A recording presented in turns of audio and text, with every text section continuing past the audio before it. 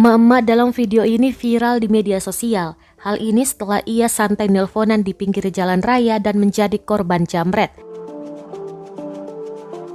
Rekaman CCTV detik-detik pencurian diunggah akun @bangmimin pada Minggu 9 Januari 2022.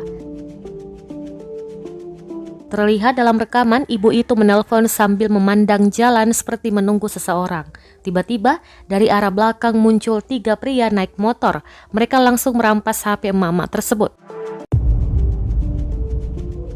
Peristiwa ini terjadi di Jalan Raya Hairil Anwar, Bekasi Timur. Hingga rekaman CCTV ini berakhir, si ibu yang mengejar motornya tak kunjung kembali dan handphone pun raib berpindah tangan.